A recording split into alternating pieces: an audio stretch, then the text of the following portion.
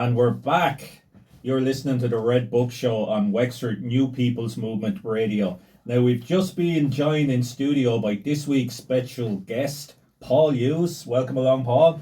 Thanks, Wally. Thanks for having me. Paul is the founder of Amigo Productions, which was established in Galway in 2016. His new play, Fractured Reflection, is part of a double bill he's producing with Mary Beery's He'd Folly a Stone in the Arts Centre on the 9th and 10th of July. And we'll be back for an interview with Paul later in the show. But first, we're going to have a talk about Otherworlds Festival over the weekend. Before we do that, our roving reporter Jamie T. Murphy has been out and about again, and he's just faxed in a report from LA. So here it is. Wally, I'm in LA, where Mike Flanagan is currently finishing filming his reimagining of The Exorcist. You're codding no one, Mike. You're a hack and you're remaking a film because culture is dead. On the back of that, I'm delighted to announce that I am reimagining Sgt. Pepper's Lonely Hearts Club Band. It's not a covers album, it's me with a 3-piece band doing the whole album front to back. I'm also reimagining The Lord of the Rings in book form. I'm rewriting the whole book in a bold reimagining. But all the hobbits are dogs. Film at 11. Thanks for that, Jamie. Oh, Jamie. So, over the weekend, the inaugural Otherworlds Sciencefiction Festival took place in Wexford town. Started on Thursday night, ended on Sunday evening. We had events in the Wexford Arts Centre, in Wexford Library, in Eclectic Avenue, in Selsker Square. We had everything from book panels to film nights to fencing. Yeah. And quite an event. Steve and Phil were there. Yeah. Participating, yeah. We had active members of different things going committee on at the same time. It's such a great program, lots of diversity in the program. And it was a success, Steve. I find it to be a great success. I think, do you remember, Wally, when we went to see the Never-Ending Story, sort of the unofficial opening on Thursday? Yeah. And you were kind of a little bit worried about how many people were going to show up, if it was really going to go. And I was confident it would.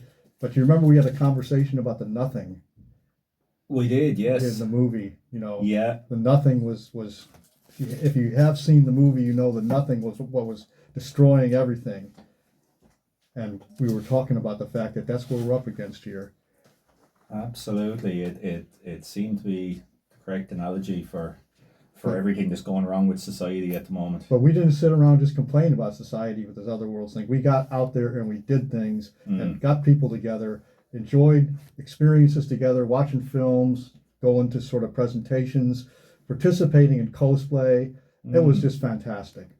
And you're right, I certainly was getting worried on Thursday evening because we had sent out a lot of communications to the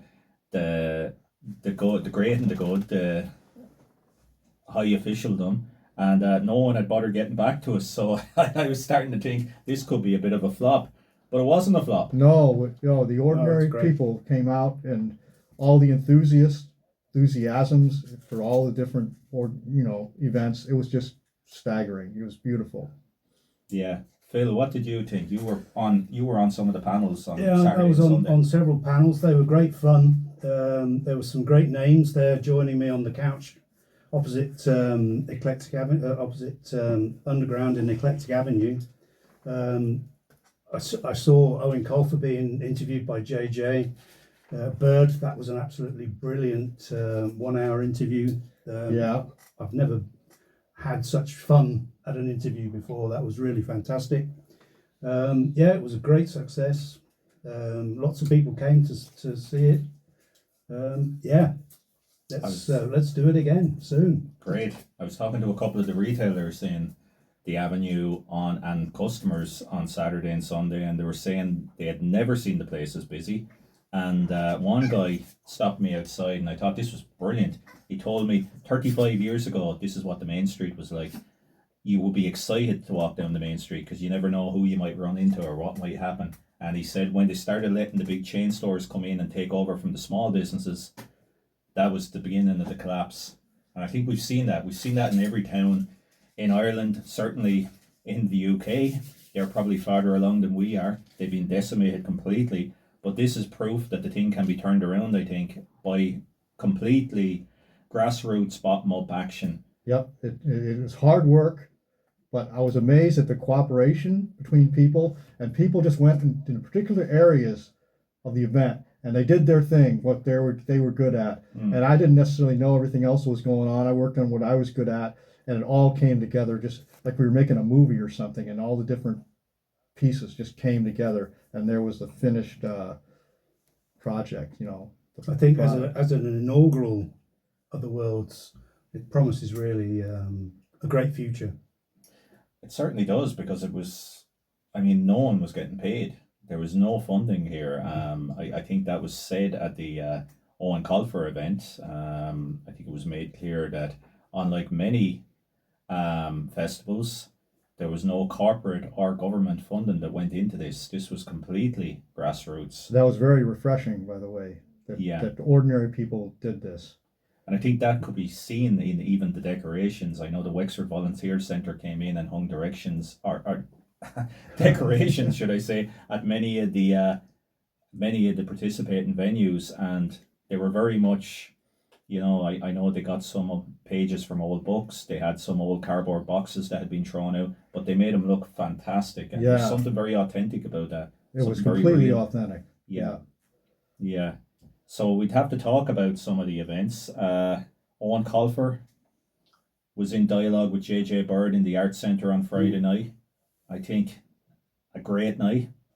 I think Owen was a real gentleman. We watched him before the event, talking to a lot of kids and teenagers that were coming in, signing books and just being a nice guy. Yeah, so important. Yeah. Open and honest. That was my overriding. Yeah. He was very, very willing to discuss his life. And before that, in Wexford Arts Centre, we had the world premiere of Bleeding the Cow. Oh, what a film. What a film, yeah. So this was made by Three Kiddies Productions. I'm not sure if you're familiar with them, Paul. Oh, I haven't heard of them. Yeah, so it's Shane and Andrew Kenny are the brains there, and they usually make documentaries. This was their first venture into films, I suppose, certainly horror films. Yeah, and this was a very witty horror a very film. witty post-apocalyptic film written, and filmed, produced, everything in Wexford. Yeah. Which is quite incredible, and we went after them because like yourself, Paul, there's so much going on in Wexford. It often doesn't get the respect it deserves, and it should be put on a pedestal. And certainly that film is as good as you'd see anywhere in the world. Yeah. Unfortunately, I missed it. It was my wife's birthday, so I had to take her for dinner. Well, that's allowed. That's allowed. Yeah. And then, we had some great writers in on Saturday and Sunday. We had people like yourself, and I know Steve gave a great lecture in Wexford Library. Very happy to do that. We had people like James Bassett, a veteran American sci-fi author. We had Ruth Long, who is a big name in Irish fantasy at the moment, and a wonderful human being as well. We had Ruby O'Connor. We had Liam Mullen. We had so many. Paul Byrne gave an incredible talk on Sunday about the Wexverse, the various connections between Wexford people and classic books and classic comics, and how much of it is actually connected to this county. We had Mike Bennett. Mike Bennett was fantastic. Again, we're talking about people who aren't recognised for what they do in the county. Mike Bennett, originally from the UK, but has been living in Rosslare for years. One of the earliest adopters of podcasting to serialized stories. He's been doing it for 20 years. His Underwood and Flinch saga, it's been put before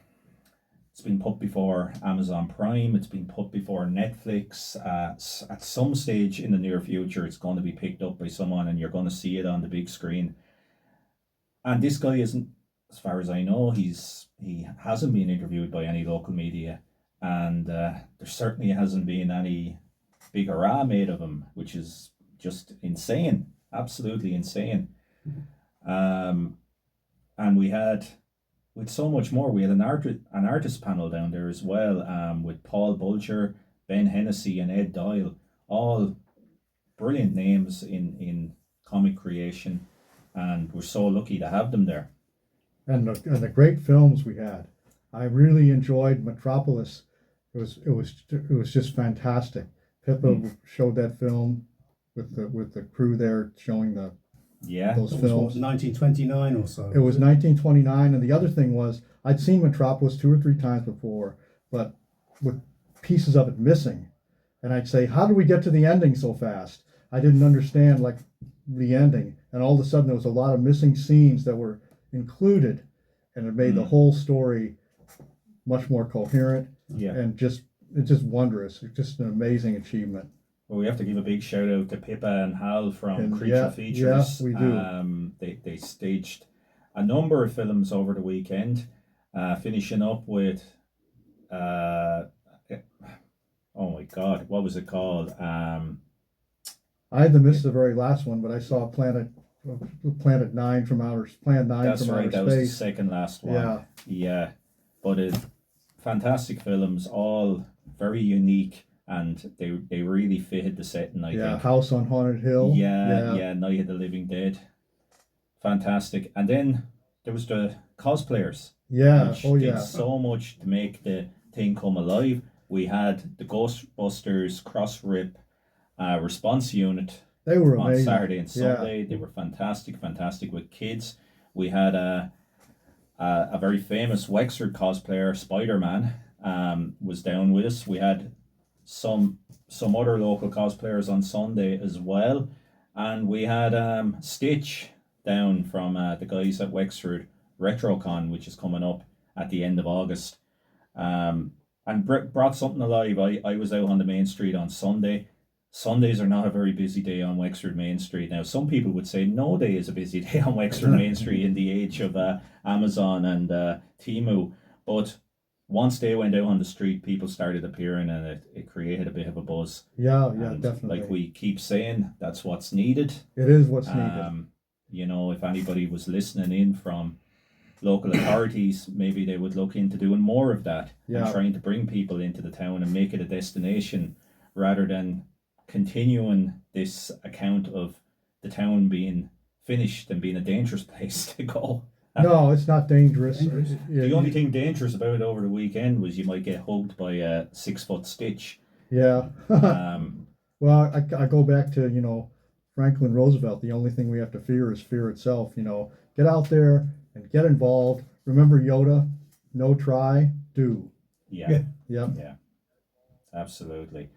So Phil, would this have been your first kind of convention like this or festival? Yeah, well, it's certainly the first in which I've partaken. Yeah. I've witnessed as an audience member, obviously in the past, but it's the first time I've actually done it. Hopefully, I did a good job. But You did a great job. I thoroughly enjoyed it. It was Great. not going to be my last, I hope. No, it certainly won't. We'll be back next year with Otherworlds.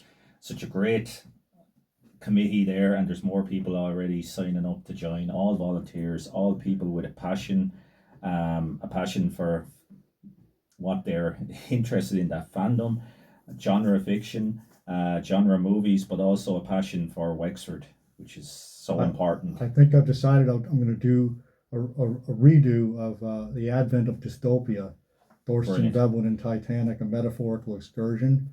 A Brilliant. lot of people didn't get a chance to see it. I want to do it again. That's great. I think you were saying something before we finish up on Otherworlds, Steve. You were saying something off air about community you wanted to reiterate. I'm going to talk about that in my almanac page. Okay, we'll get to that. Well, we're going to have another piece of music in a moment. Before that, we might just run through some of the events that are coming up in the next few weeks.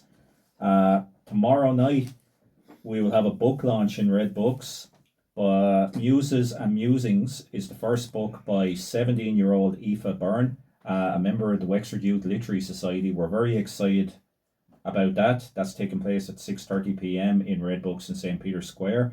Then on Thursday night, we have the Chapter and Verse Collective at 7 p.m. in Red Books Underground, hosted by J.J. Bird and featuring the Peacock's Feathers, Daniel Jordan, Frank O'Dyle, Michael McCord, Jesse Ryan and Nick Furlong. That's some top class musicians there. we have the Amigo Productions double bill coming up on the 9th and 10th of July in Wexford Arts Centre. We'll be talking to Paul about that in a few moments, and tickets are available in the Arts Centre and on the Arts Centre website. The Pecker Dunn Festival is taking place in Modlin Town on the 11th of July in the Green. It's going to be a lot of great live music at that. On the Friday the 10th of July, we're going to have, this is an interesting one. Are any of you familiar with Atmosphere? It's an interactive VHS horror board game from the 1980s. No. I haven't heard of it. Yeah, well, Shane in Nerd Up has certainly heard of it, and he's having a special Atmosphere night from 7 to 9 on Friday, July 10th. And he even has an old CRT TV to play the game on, so it's like really going back to the 1980s. So that's going to be a unique experience. Also, Nerd Up will be having their movie quiz from 7 to 9 p.m. on Saturday, July 25th in Kinfolk in Eclectic Avenue. Test your nerdy movie knowledge with cult classics, horror, blockbusters, etc. So there are some great local events coming up. So much happening in Wexford always. Now we're going to move on to another song, and this one is, what is this one? Is this one Tozelli Serenade by James Burney? That's it, yeah.